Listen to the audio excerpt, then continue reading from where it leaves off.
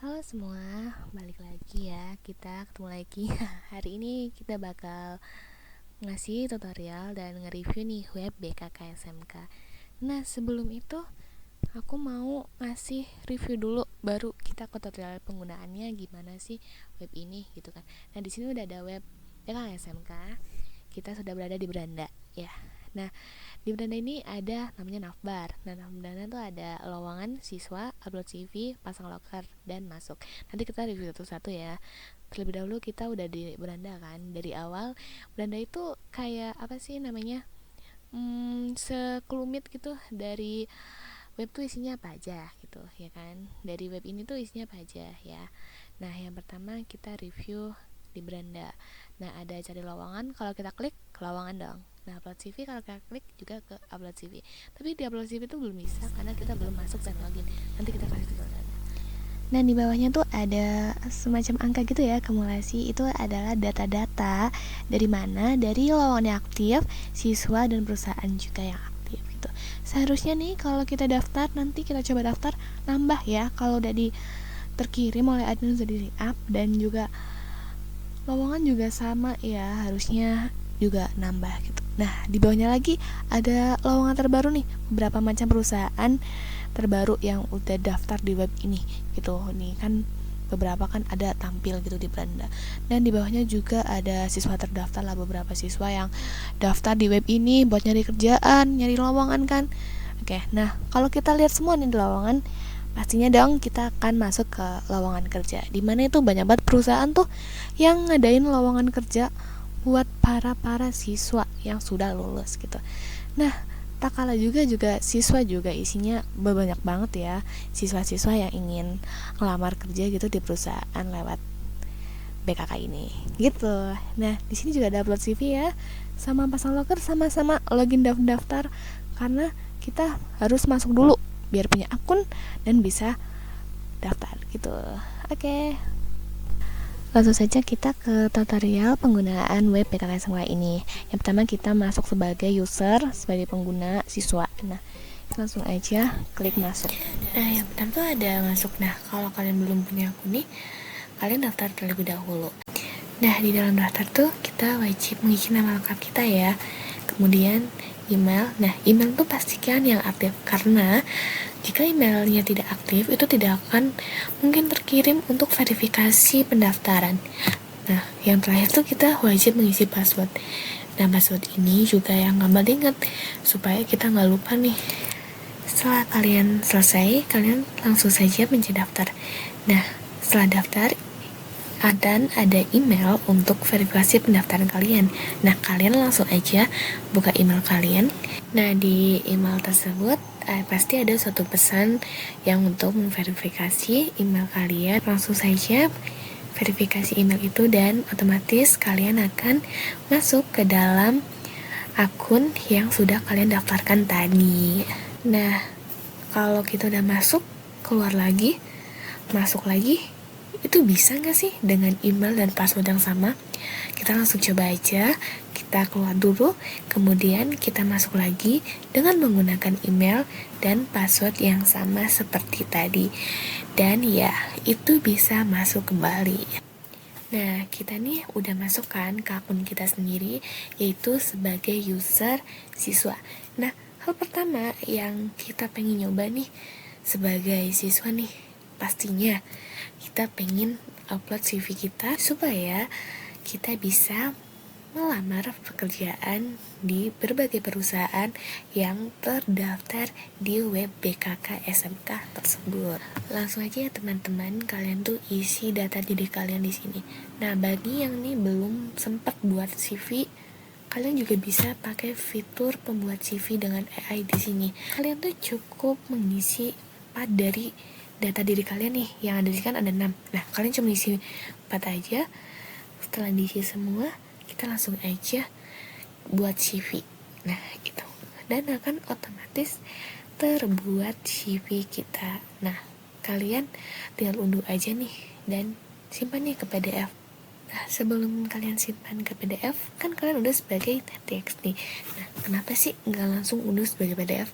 Karena data-data tersebut masih ada nih yang kurang sesuai kan, makanya kalian tuh unduh SPTX nih. Nah kemudian kalian bisa edit-edit tuh, seperti mengganti tanggal lahir atau hal-hal nih yang belum sesuai gitu dengan isi dari CV tersebut begitu.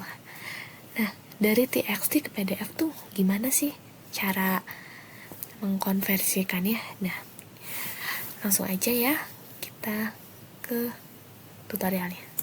Nah yang pertama, setelah kalian mengedit, kalian harus save terlebih dahulu file yang sudah kalian edit dengan cara klik kanan file dan save as. Nah kita klik aja save. Nah disitu ada yes atau no. Karena kenapa ada itu? Karena kita sudah mengunduh terlebih dahulu yang txt yang tadi. Kemudian kita mau nge-save nih txt yang sama, meskipun udah diedit. Nah nama txt tersebut masih sama. Kalian tidak apa-apa, kalian mencet saja. Kemudian kalian ke new tab di Chrome, kalian cari aja web, yaitu konversi txt ke PDF. Nah kalian pilih aja tuh yang ditunjukin di situ. Nah kemudian kalian klik close file. Nah kan banyak banget nih pilihannya, kalian pilih aja from device, klik file txt yang sudah kita edit tadi, kemudian next. Nah setelah itu konversikan, otomatis web tersebut akan mengkonversikan ke PDF. Kemudian kita tunggu lalu selesai dan download PDF-nya.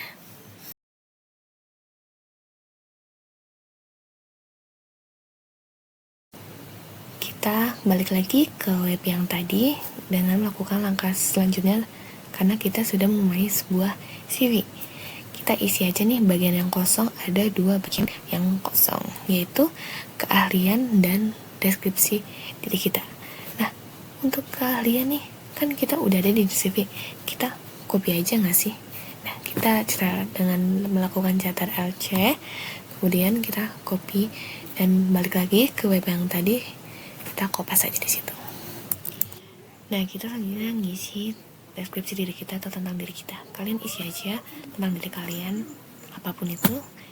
Kemudian setelah diisi, kalian tinggal upload CV yang tadi yang udah kita download. Nah setelah itu, setelah upload, kita langsung aja kirim CV tersebut. Klik kirim, akan muncul sebuah notifikasi di kiri bawah kalau CV kalian sudah masuk dan tinggal menunggu admin untuk di-up di web ini, dan kalian bisa langsung melamar kerja begitu.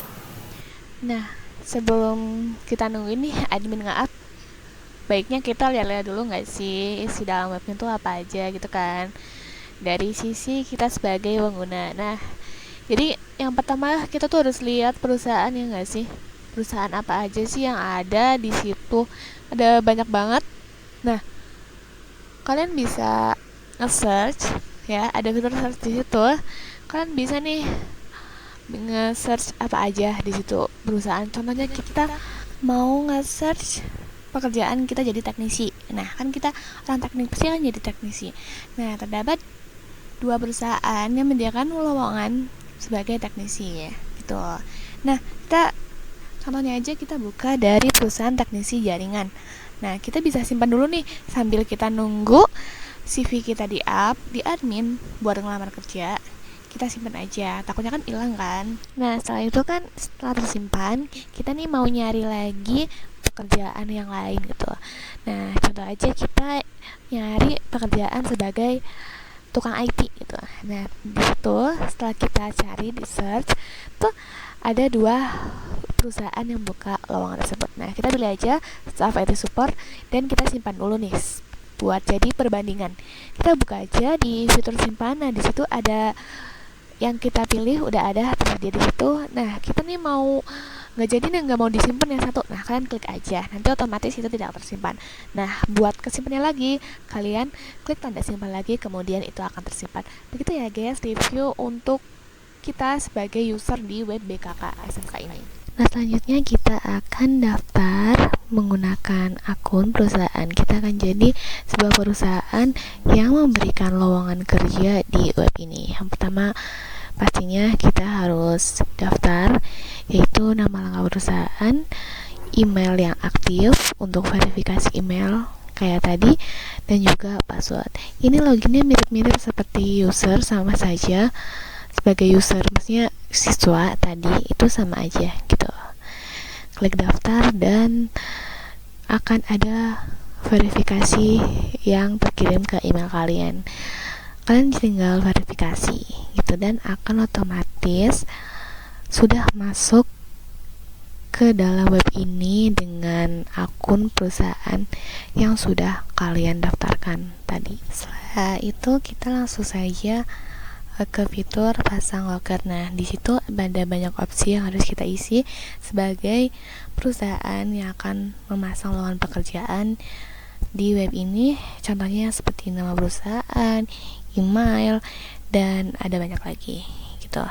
Kalian tinggal pasang saja seperti di atas, tinggal isi-isi aja bagian kosong. Nah, kalian bisa contoh seperti di atas.